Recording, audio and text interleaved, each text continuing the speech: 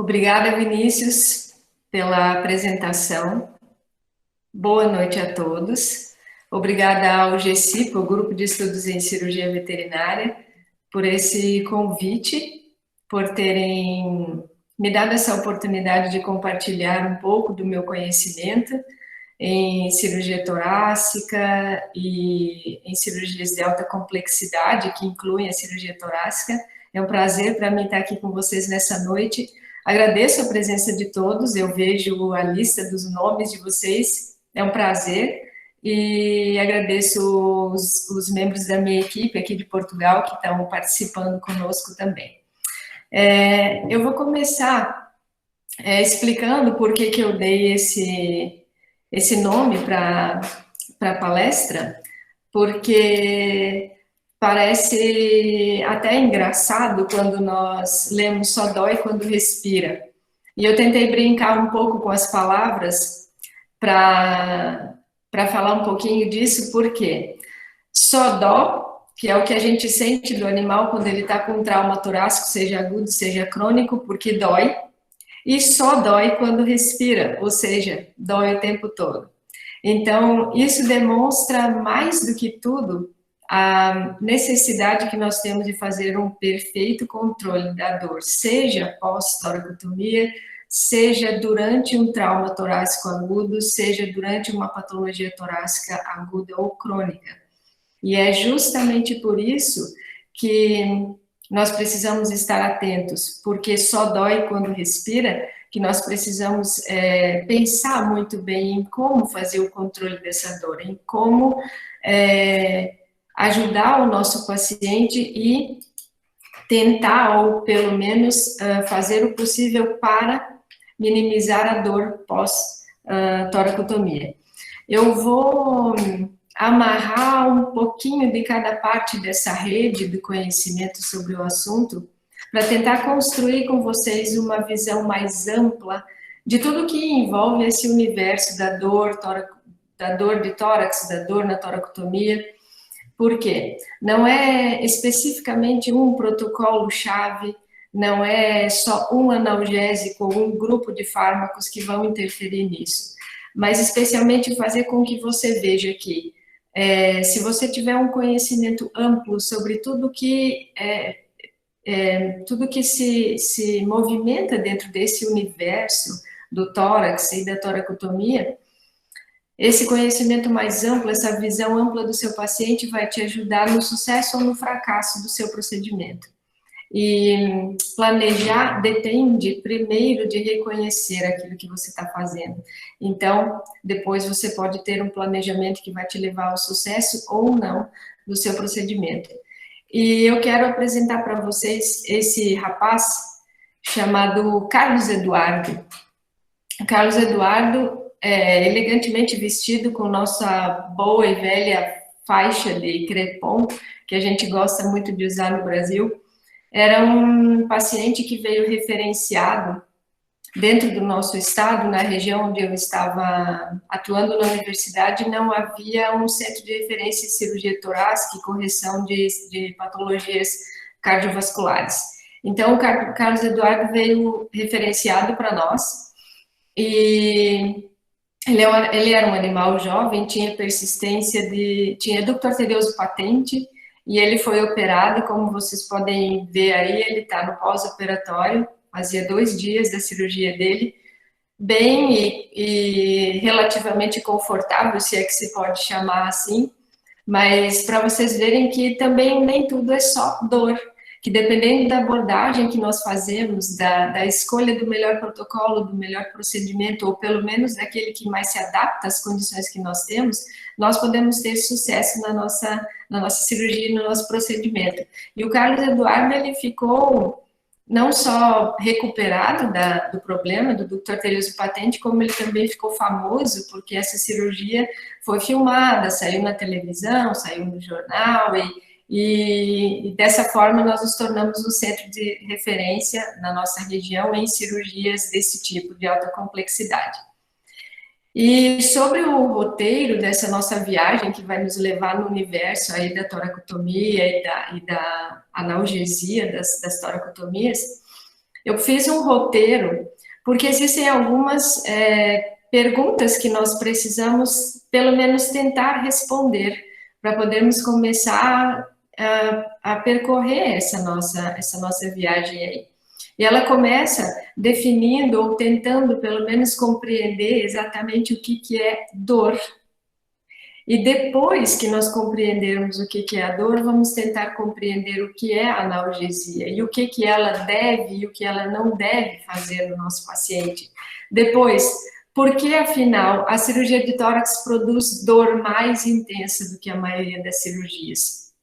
Será pela anatomia e fisiologia do tórax? Será pela abordagem e pelo fechamento do tórax?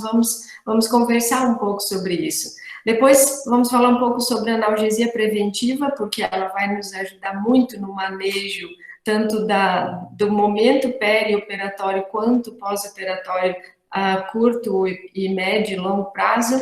Depois da analgesia pós-cirúrgica em si, o que nós podemos utilizar para ajudar o nosso paciente nas primeiras 12, 24 horas do pós-operatório. A escolha do analgésico, se ela for possível, porque nem sempre é, e eu costumo sempre fazer um comentário e dar um conselho para as pessoas que aprendem comigo, ou pelo menos que trabalham comigo. Qual é o melhor protocolo? Será que ele existe?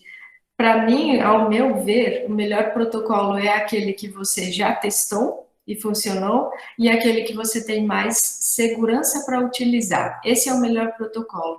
Então, no final da nossa viagem, vocês vão entender um pouquinho, durante toda essa conversa, por que essa visão ampla sobre a anatomia, a fisiologia do tórax e das patologias associadas vão nos ajudar a inferir melhor sobre o nosso paciente e utilizar da melhor forma as ferramentas que nós temos disponíveis para dar um melhor conforto para o nosso paciente.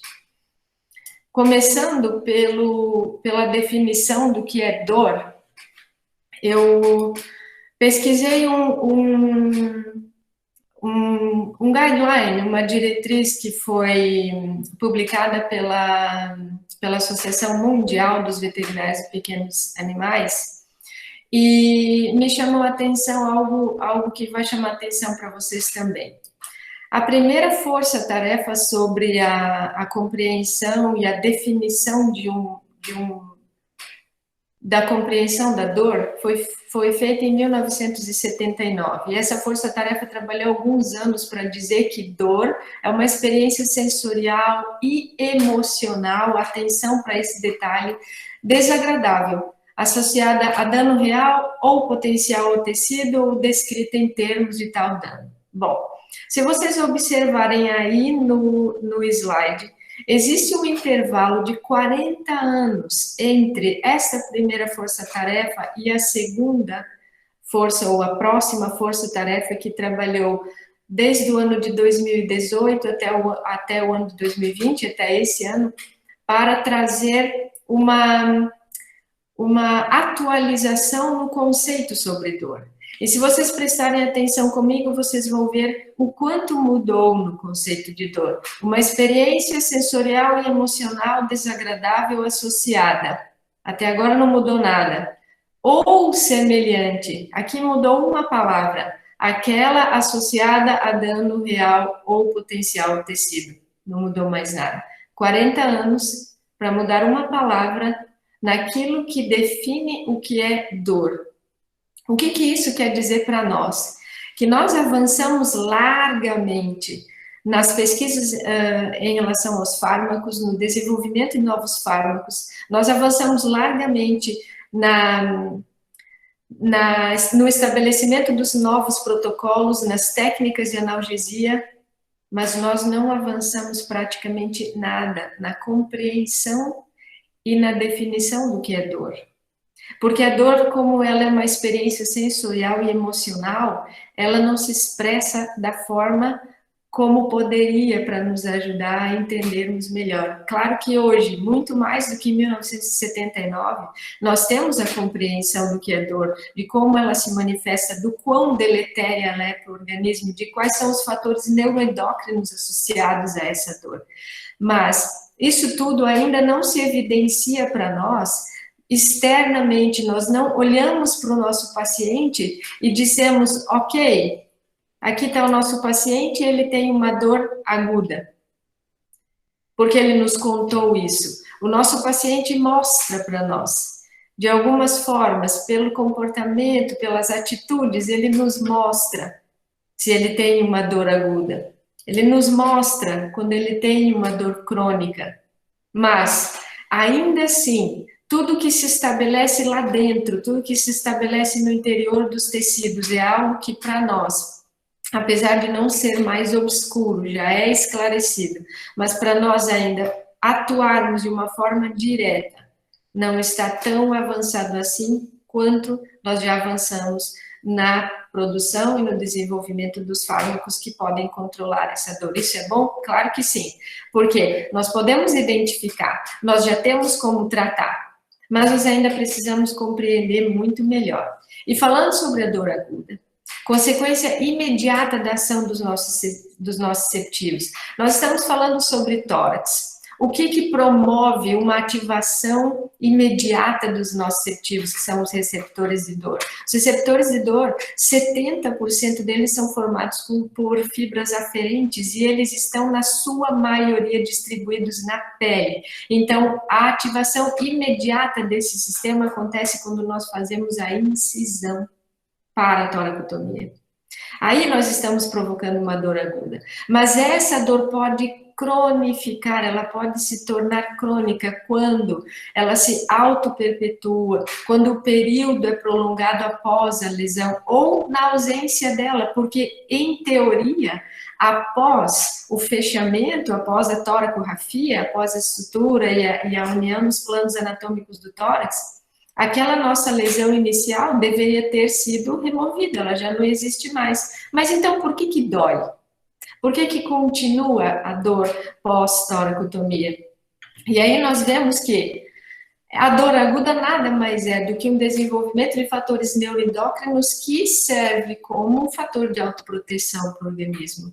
Que ela pode ser considerada fisiológica, adaptativa, e que o organismo se organiza para combater aquela dor.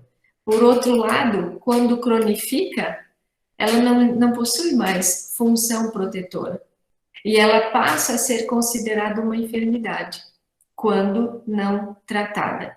Ou se não tratada adequadamente. E tudo isso que nós vamos falando, lembrem-se, a principal coisa é o que afinal é dor. E a compreensão disso me leva à compreensão do resto todo. Então vamos lá. Quando nós falamos sobre o mecanismo da dor, e eu agradeci o Luca por ter me dado uma informação preciosa sobre os participantes da palestra, porque ele me disse que vem alunos de todos os semestres, né, de todos os anos de medicina veterinária. Para quem está fazendo fisiologia, farmacologia, é interessante saber que o mecanismo da dor, ele é proporcionado por 3 neurônios, os de primeira ordem, de segunda ordem e de terceira ordem. E isso se processa dentro do organismo em um estágio inicial, aonde aqueles nossos receptores são ativados lá na extremidade, nas terminações aferentes, lá mais ou menos na superfície da pele. Aí acontece o estímulo nociceptivo. Isso pode ser mecânico, pode ser por calor, pode ser por perfuração, pode ser por trauma, qualquer que seja o estímulo nociceptivo. E esse primeiro estímulo se chama transdução. Corre pelas fibras aferentes, depois é transmitido ao longo dessas fibras até a primeira etapa do sistema nervoso central, que é a medula espinhal, e ali sofre uma modulação. Ou seja, mais ou menos que a organização do que está sendo trazido como informação e que vai ser levado depois por projeção até o encéfalo, sistema nervoso central já dentro da cabeça, e lá, então, vai ser feita todo o reconhecimento, o processamento desse estímulo inicial e o desenvolvimento da resposta. Mas o que é a resposta no caso da dor? Porque se fosse um autorreflexo, o animal pisou num prego, num espinho, e ele logo tira o membro. Isso é arco-reflexo, estímulo-resposta. O que é no caso da dor? Pode ser autorreflexo? Pode ser estímulo-resposta? Claro que sim. Mas, para desenvolver todo o mecanismo da dor, ele vai se manifestar como uma sensação, em primeiro lugar, como uma sensação, e depois a experiência da dor. Por isso que se diz que dor é uma sensação emocional e sensorial. Então, primeiro é a sensação da dor e depois é a experiência da dor. E por que é importante saber como que acontece o mecanismo da dor? Porque nós temos atuação de cada uma das drogas analgésicas ou dos fármacos analgésicos em um momento dessa ativação dos nossos setores. Em primeiro lugar, lá na transdução, nós vamos ter alguns fármacos atuando, na transmissão nós teremos outros, na modulação nós teremos outros e na percepção teremos outros. Alguns se repetem ao longo de todo o trajeto, mas nós temos alguns que agem especificamente em um dado momento do estímulo e da perpetuação desse estímulo até o sistema nervoso central. E o conhecimento de onde atuam cada um desses fármacos é importante na escolha. É importante para sabermos qual escolher e em qual momento ele vai ter um maior efeito, um maior resultado, e quando ele já não serve mais, quando ele já não atua mais. Quais são os dados perceptíveis da dor, então? Nós sabemos que a dor tem classes, e ela é classificada mais uma vez, né, pela Associação Mundial dos Veterinários de Animais e Companhia, e eles formaram um grupo,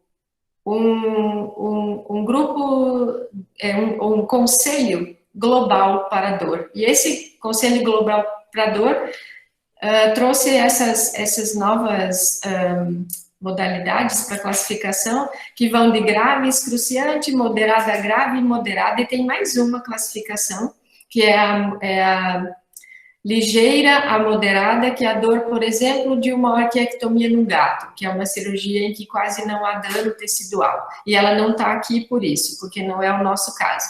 Mas entre grave, excruciante, moderada e grave, é aí que se classifica a dor de uma toracotomia com patologia torácica associada ou simplesmente dor perioperatória. É aqui que está a toracotomia, esse tipo de dor que nós enfrentamos e temos que tratar. Pensando nisso, nós temos que ir lá para as escalas de dor que foram sendo desenvolvidas ao longo do tempo. E uma muito, muito conhecida é a escala de Glasgow.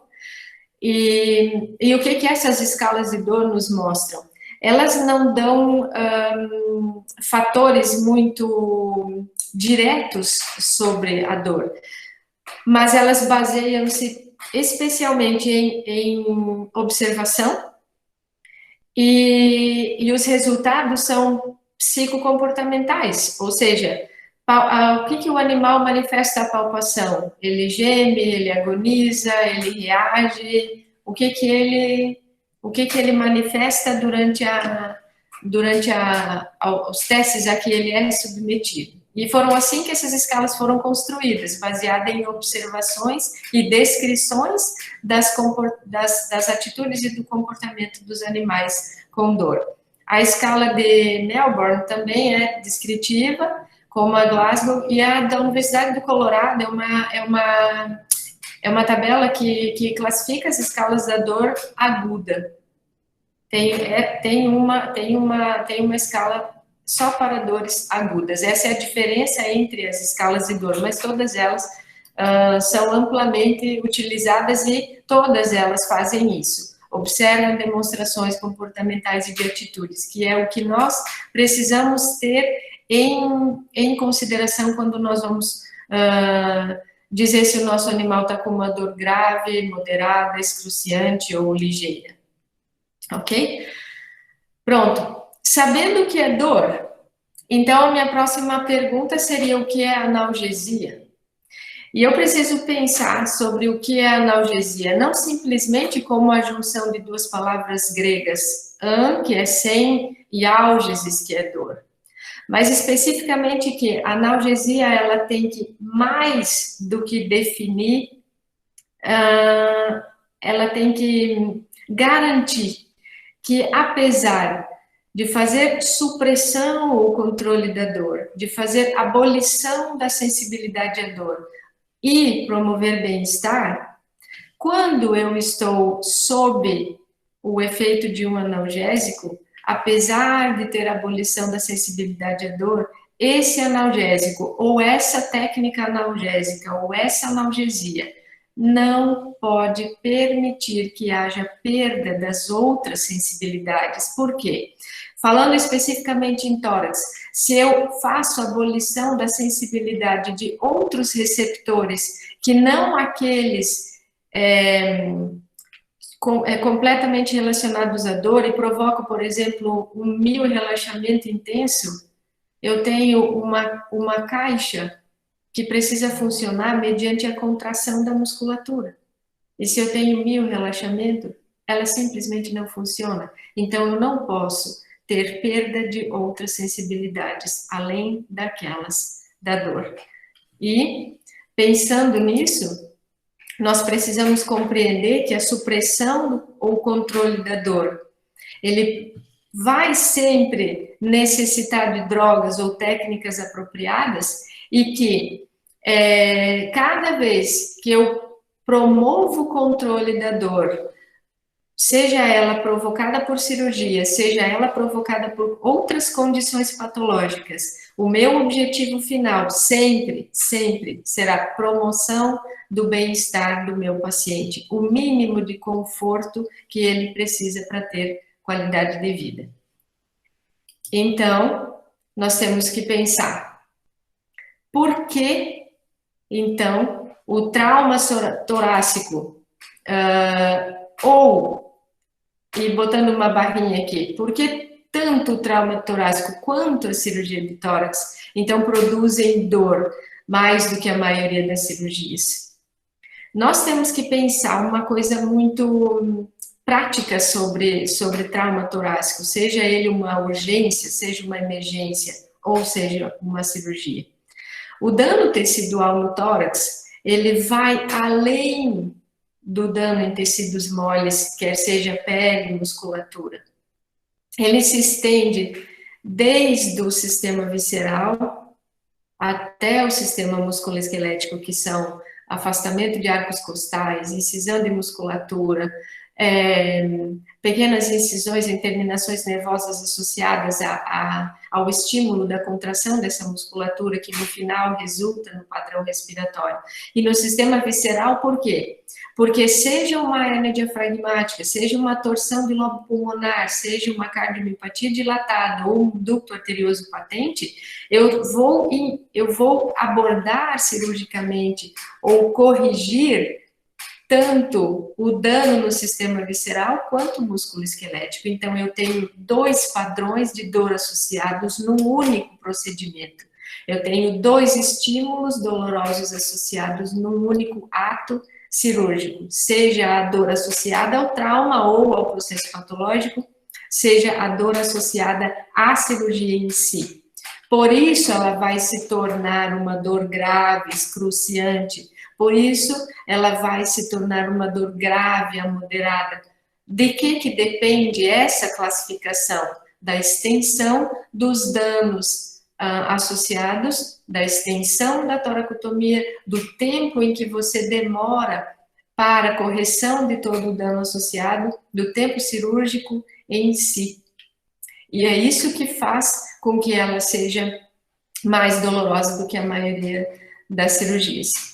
Nós precisamos entender exatamente como funciona o tórax. Não só para poder abordá-lo corretamente numa cirurgia, mas principalmente para poder depois devolver o quanto for possível e, se possível, a anatomia e a fisiologia dessa área afetada da melhor forma. Então, eu tenho aqui uma figura comum que todos vocês já devem ter visto, que dispõe a caixa torácica de uma forma muito simples. Ela é uma caixa semi-rígida. Por quê? Porque ela tem os arcos costais, que são os ossos, intercalados por musculatura. No meio, um osso que é o externo, que une os arcos costais entre si e com o externo, e entre si porque, se você observar esses últimos, arcos costais estão unidos entre si, e outros que simplesmente estão aqui não ligados ao externo, que são as últimas costelas, que são chamadas flutuantes. Bom, isso aqui faz com que haja possibilidade de contração e relaxamento e haja possibilidade de movimento e expansão dos órgãos que estão dentro dessa cavidade, quer seja o pulmão e o coração. Por isso ela é uma caixa semi-rígida, para proteger pela parte óssea e para possibilitar movimento, que é a parte muscular. Mas quanto músculo nós temos envolvido aí? Todos esses que vocês estão vendo, de alguma forma estão interagindo, direta ou indiretamente, no trabalho da caixa torácica. Enquanto eu estou aqui dando essa palestra para vocês, vocês não estão pensando nisso, mas cada um de vocês está respirando. Ou seja, essa caixa trabalha ininterruptamente e você não precisa pensar para isso. Você simplesmente respira, ela se movimenta e fica tudo bem. Mas, quando nós pensamos nisso e olhamos para essa figura e vemos a quantidade de músculos envolvidos e pensamos que eles podem trabalhar tanto na inspiração quanto na expiração, e que alguns trabalham exclusivamente na inspiração e outros exclusivamente na expiração, nós temos que pensar que no momento exato em que você desfaz esse conjunto muscular, você não está simplesmente provocando um dano tecidual musculoesquelético, você está provocando um dano fisiológico, porque essa caixa vai deixar de funcionar. E por que eu garanto isso? Porque a dinâmica da respiração faz com que, ao acontecer a inspiração, todos os arcos costais e a parede muscular costal tem que sair, ou seja, tem que movimentar para fora. E durante a expiração, todas essas mesmas estruturas têm que se movimentar para dentro para possibilitar a saída do ar.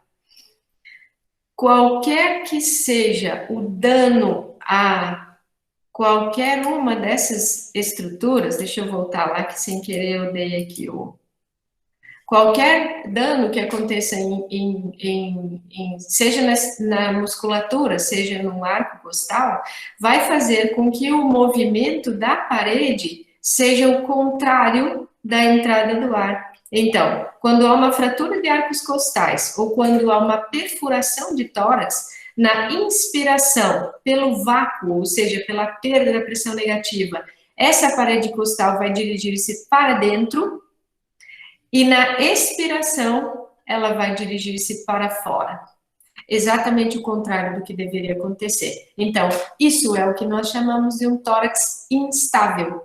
Por quê? Porque ele não proporciona para o movimento respiratório a estabilidade suficiente para que o ar possa preencher completamente o pulmão e esvaziar completamente o pulmão. Porque tudo isso depende dessa dinâmica da parede torácica. E por que depende da dinâmica da parede torácica? Porque uma parte das estruturas elásticas são passivas, ou seja, o pulmão é uma estrutura elástica passiva. A complacência pulmonar faz com que ao receber um volume de ar em cada ciclo respiratório, ele acomode esse volume de ar lá dentro, que não depende de uma contração ou um relaxamento para acontecer, ele simplesmente se expande. O que faz com que ele se expanda é a musculatura ativa, que puxa a parede torácica para fora e para trás, que empurra o diafragma para baixo, e isso faz com que nós tenhamos a parte ativa da respiração. E é por causa da parte ativa da respiração que é gerado dentro do tórax uma pressão negativa. Nada de ar existe dentro do tórax que não seja dentro do pulmão, porque a parede faz com que se desenvolva ali dentro um vácuo suficientemente forte para que o pulmão, na sua complacência, possa se expandir e se esvaziar de forma satisfatória para acomodar o volume de ar em cada ciclo respiratório.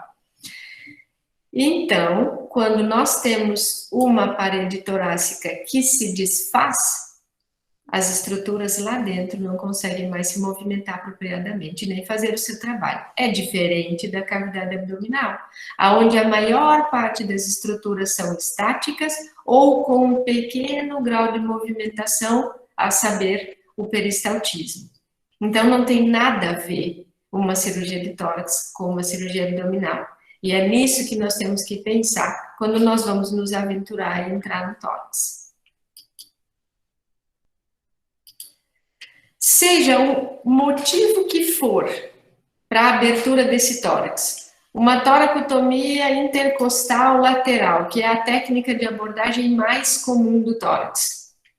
Seja qual for o motivo pelo qual você vai abrir o tórax e vai entrar lá, seja para fazer o quê? Seja uma toracotomia external, seja uma toracoscopia. Não importa o método de abordagem, nem o motivo da abordagem. Importa é que o meio que você está utilizando para entrar no tórax pode ser tão pequeno quanto esse, de uma toracoscopia, onde você só precisa de um orifício para a entrada da câmera. Lá dentro tem muito mais com que se preocupar, porque aquele pequeno orifício está permitindo a entrada de uma pinça que vai pinçar o pericárdio, que vai recortar esse pericárdio, que vai expor um lado do coração, que vai pinçar o miocárdio para fazer uma biópsia. Essa é a biópsia de miocárdio da minha tese de doutorado. Lá fora parece um dano tecidual mínimo, parece que vai dar uma dor mínima, mas tudo isso foi realizado lá dentro, e isso não dói pouco. Então, voltando àquilo que eu falei no início, qual é o melhor protocolo? É aquele que se adequa ao que você precisa, não exatamente aquele que visualmente parece o mais apropriado. E é essa visão ampla que eu quero que vocês tenham ao longo da nossa palestra. Agora, olha para isso, você não tem um tórax aberto ainda. Você tem uma radiografia de tórax, que te diz muitas coisas. Vocês aí do outro lado da minha tela podem estar vendo e pensando, uau, tá esquisito esse tórax, tá estranho. Tem alguma coisa aí que está faltando ou tem demais? E o que será que tem nesse tórax? Para os alunos do 4º ano aí da clínica cirúrgica já entenderam do que se trata. Mas para quem ainda está lá no início, está vendo um tórax, está vendo os arcos costais, não vê nem uma fratura em um arco costal, não é uma fratura, não é uma perfuração de tórax, mas então, por que eu não vejo o pulmão? Por que eu não vejo o coração? E por quê? Olha o detalhe. E por que a cúpula diafragmática, em um determinado ponto, ela se desfaz? Não tem mais.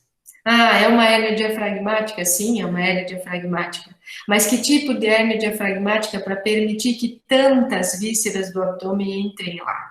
Nós temos hérnias diafragmáticas que podem fazer ruptura do hemitórax direito para o hemitórax esquerdo. Nós temos rupturas de centro frênico, mas nós vamos identificar simplesmente numa radiografia lateral?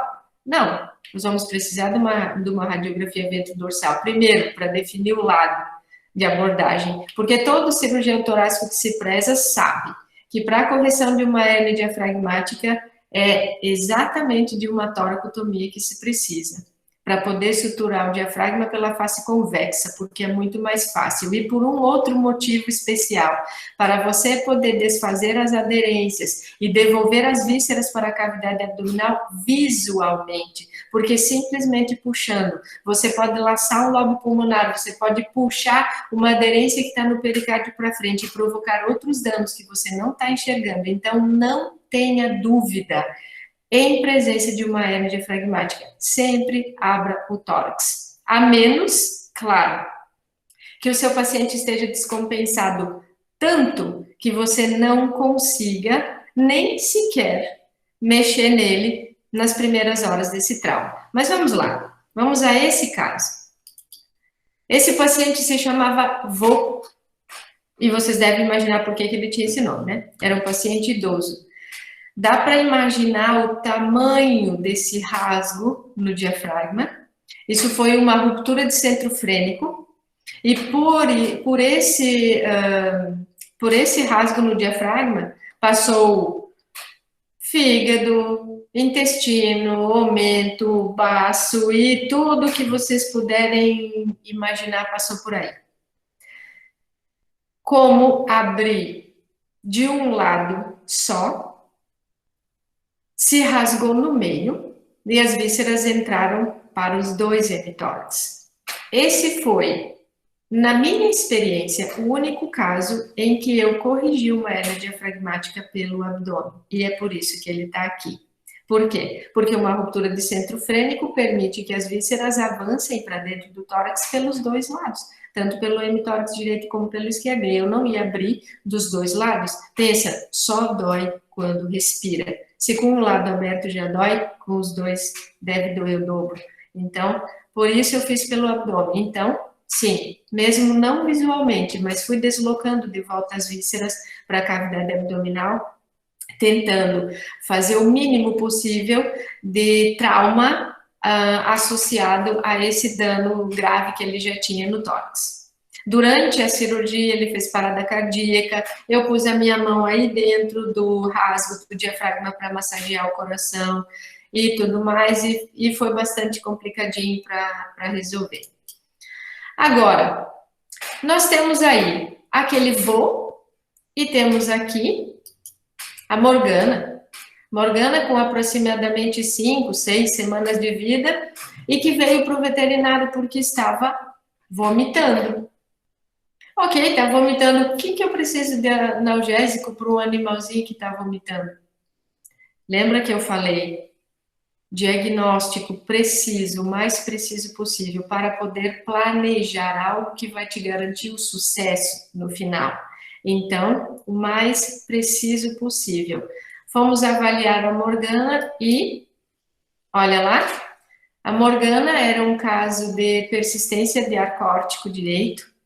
Ela estava fazendo um mega esôfago e era por isso que ela regurgitava a ração recém-mastigada.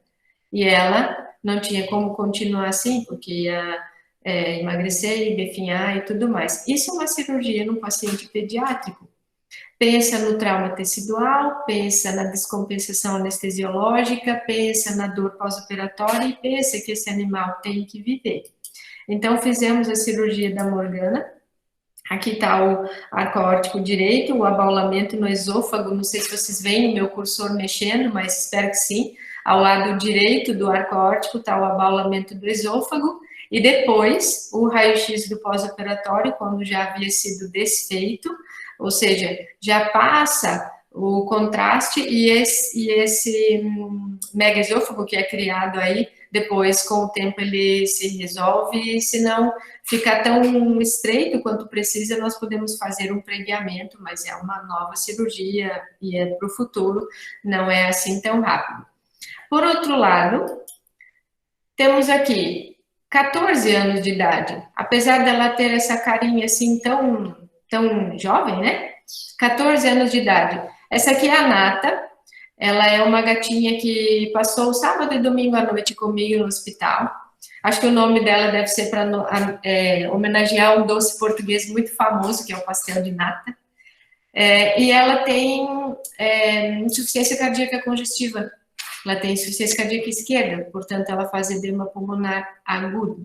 E aí a Nata não está sempre assim tão linda, já passou por muitas e muitas drenagens torácicas. A cada drenagem dessas são recolhidos 170, 180 ml. Mas, lembra que eu falei no início dessa nossa conversa sobre as abordagens? Não importa se é uma toracotomia intercostal, não importa se é uma esternotomia, uma toracoscopia ou simplesmente uma punção para drenagem torácica. Importa é o nível de dano que você está provocando no interior desse tórax e que vai requerer de você depois um protocolo que deixe esse paciente confortável. Esse final de semana eu decidi não drenar o tórax da Nata e decidi optar por um protocolo analgésico com um intervalo de administração mais curto para promover para ela conforto respiratório junto com o diurético, e essa aposta deu certo, porque ontem ela foi para casa super bem, comendo. Então, é sempre importante você ter essa visão ampla, ter essa experiência, saber o que vai funcionar, o que não vai funcionar, muito mais do que tabelas de fármacos, doses de fármacos, associações de fármacos. É você saber olhar para o seu paciente e ver o que é que ele precisa hoje, agora, nesse exato momento. Continuando. Esse é o Saito. O Saito é um gatinho, também daqui, que pulou do 5º andar, fez fratura nos 2 pés de todos os metatarsianos, e quando ele chegou para a consulta, a doutora Suzana, que é a minha colega, que deve estar assistindo a palestra, estava comigo, e quando eu a escutei, eu falei para ela, tem um silêncio do lado direito do tórax. E aí fomos para o raio-x, e aí está, silêncio do lado direito do tórax. O que é um silêncio do lado direito do tórax? É um sinal de que esse pulmão não está expandindo. E ele não está expandindo por quê? Qual é a nossa resposta para a fisiologia que nós acabamos de ver? Se tem ar dentro do tórax que não seja dentro do pulmão, o pulmão não expande, por isso não tem nada audível dentro desse tórax. Então, a nossa radiografia nos mostra isso, um pneumotórax do lado direito. Mas por que ele tem pneumotórax? E a nossa resposta veio em seguida. O Saito fez uma ruptura do lobo cranial do pulmão, e aqui tá, ele tem uma contusão pulmonar, tem um pequeno extravasamento de sangue, mas tem muito mais ar disperso pela cavidade do que sangue, tanto tem ar que o pulmão está reduzido a uma pequena área mais dorsal do que deveria. Então, o Saito precisava fazer drenagem desse ar intratorácico, mas não nas primeiras 24 horas, não nas 48 horas, depois de bem estabilizado. Por quê? Mais uma vez é o conhecimento do que pode acontecer nessa dinâmica envolvida com trauma. Se eu funcionar ele nas primeiras 24 horas, eu provoco uma descompensação e eu perco o meu paciente. Então, mais uma vez, o que nós vamos fazer pelo Saito? Para poder promover para ele conforto respiratório e observá-lo sob oxigenoterapia, pressão positiva, durante pelo menos 48 horas antes de fazer a abordagem, para que eu não perca o meu paciente. Entenderam como é o caminho longo até nós chegarmos aqui, ó, na cirurgia de tórax, na analgesia preventiva, seja no pré-operatório, seja na pré-anestesia. O que eu vou escolher? Depende de tudo que nós falamos para trás, da anatomia, da fisiologia e do meu paciente. O que o meu paciente tem? Analgesia multimodal, o que eu consigo com isso que possa favorecer o meu paciente? O que eu posso usar na analgesia preventiva? Isso está descrito na literatura toda. O que os alfa-2 adrenérgicos, como a medetomidina, faz? Ansiolítico, sedativo, simpaticolítico, todos eles promovem analgesia e o relaxamento, podem ser utilizados como complementares no tratamento da dor, tanto pré-cirúrgica quanto pré-emptiva, ou seja, antes de qualquer estímulo doloroso, mas não é o caso, porque geralmente quando vamos atender um paciente com trauma torácico, ele já tem um dano associado, ele já tem um estímulo doloroso. Vocês sabem que existe dor em paciente com insuficiência cardíaca e não é só a dor do esforço respiratório. Então, eu já tenho dor associada. Quando eu tenho um paciente com qualquer patologia torácica, não só o trauma, não só a cirurgia. Mas, por que eu não vou ter um alfa-2 adrenérgico como escolha se eu quero que o meu paciente mantenha a movimentação respiratória durante a cirurgia? Ah, ok, ele está sob ventilação mecânica, tem uma máquina respirando por ele, mas uma hora ele vai ter que sair dessa máquina. E se eu tiver um alfa-2 adrenérgico que me proporciona relaxamento, eu vou ter diminuição dos movimentos respiratórios, eu vou ter depressão respiratória dose dependente, então eu tenho que pensar, é a minha primeira escolha ou eu vou utilizá-lo só como terapia complementar? Isso é para vocês pensarem, vamos lá, e para fazerem as perguntas depois. O que eu posso fazer para diminuir a dose do agente inalatório?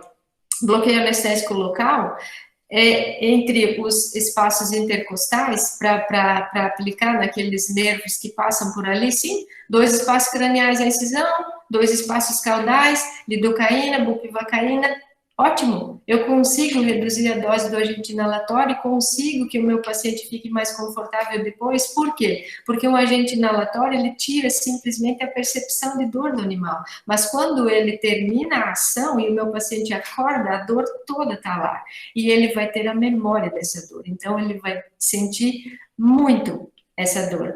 Pode ser combinado com analgésico? Pode. Pode ser administrado antes da cirurgia? Sim. Mas também pode ser administrado depois. E nós já vamos ver aqui quando que um anestésico local pode ser administrado. Analgesia multimodal. É uma analgesia que utiliza várias classes de fármacos e técnicas analgésicas que possuem efeito sinérgico e que podem ser um aditivo do outro no controle da dor. Por que está sendo utilizado e é ótimo? E eu tenho um colega anestesista aqui em Portugal que tem me falado sobre isso, é melhor você usar mais coisas, porque você pode usar menos de cada coisa, e eu tenho aprendido isso e procurado utilizar também na minha prática clínica. Por quê? Porque eu posso aplicar doses mais baixas dos fármacos analgésicos quanto dos anestésicos, e com isso eu tenho uma vantagem principal, redução dos efeitos adversos. Eu posso associar opioides, anti-inflamatórios não esteroidais, alfa-adrenérgicos ou anestesia local, e sempre com doses baixas e menores efeitos adversos. E a analgesia pós-operatória, então? Bom, se só dói quando respira, vamos ter que sempre voltar nisso, nós precisamos sempre pensar no opioide. E aí, eu tenho que lembrar dos sumérios, né? 5.000 anos atrás, eles chamavam a papoula de planta da alegria. Por quê? Porque o ópio, que é derivado da papoula, é uma substância que causa disforia, que causa alucinações e tudo mais, e, enfim. Não se questiona qual era o fim que os sumérios utilizavam, mas eles chamavam de planta da alegria, deviam ter um bom motivo para isso. Bom, eles reduzem a neurotransmissão lá dos impulsos nociceptivos, mas tem várias classes, como todos eles agem em receptores muito específicos, então nós temos que ver qual é a classe que mais se apropria para o caso que eu preciso. Por exemplo, a morfina é um agonista puro, a buprenorfina é um agonista parcial, o butorfanol é um agonista antagonista, ou seja, eu não posso usar ele junto com os outros, porque vai fazer vai causar algum dano para o meu paciente? Não, simplesmente vai tirar o efeito daquele. Mas eu posso, sim, utilizar qualquer um deles como antídoto do outro, caso eu tenha um efeito adverso muito severo. E todos eles vão me proporcionar modulação e controle da dor pós-operatória. A primeira toracotomia ninguém esquece. E eu vou aproveitar 1 minuto só para contar uma historinha. Por quê? Porque tudo aquilo que nós aprendemos na teoria depois se elucida na prática de uma forma terrível e desastrosa. Você sabia que cães com dor prendem a respiração e fazem hipóxia no pós-operatório? Ou seja, eles ficam roxos. E você pensa que você deixou o ar todo lá dentro, ou esqueceu de fazer a drenagem do ar pós-toracotomia. Não é isso. Eles estão simplesmente com dor. E na minha primeira toracotomia foi o contrário. O meu professor morava a 600 quilômetros de distância, acabou a cirurgia rápido para não perder o ônibus. Eu nem conto para vocês em que ano que foi isso, que é para vocês não rirem muito. Mas, adivinha para casa de quem que o paciente foi no pós-operatório? Da monitora de cirurgia, ou seja, da minha casa. Eu tinha uma bicicleta amarela, chamada Gemada, carinhosamente conhecida como G. Botei o paciente na caixinha, entubado, e levei para casa. Mas o meu professor não disse que ele tinha esquecido de tirar o ar para refazer a pressão negativa. Ou seja, o meu pacientinho nunca respirou depois da cirurgia. E eu cansei de assoprar no tubo. E ele acordou da anestesia e eu tive que estubar. Ele morreu, lógico. Por isso que eu nunca vou esquecer. Então, você pode dar qualquer analgésico, mas se você não souber como utilizar e ele não estiver fazendo o conforto necessário e você esqueceu do resto das técnicas todas, você não vai ter sucesso no seu tratamento. E posicionar o animal com o lado afetado sempre para baixo proporciona maior conforto para ele, apesar de parecer estranho, porque o lado bom fica para cima e pode se expandir muito melhor. Se for fazer uma bandagem, como a do nosso Carlos Eduardo lá do início da palestra, pensa que ela tem que fazer uma compressão leve, só, nada mais do que isso. Na analgesia pós-operatória, continuando, quaisquer dos opioides que você for utilizar, tem como desvantagem principal a dessensibilização dos quimiorreceptores de CO2, ou seja, ele diminui a frequência respiratória e pode levar à depressão. Mas isso é dose dependente. Então, estuda bem o fármaco e a dose que você quer associar. Todos vão promover analgesia e sedação. E lembra que eu falei dos anestésicos locais que podiam ser utilizados antes ou depois da cirurgia? A bupivacaína pode ser instilada no espaço intrapleural.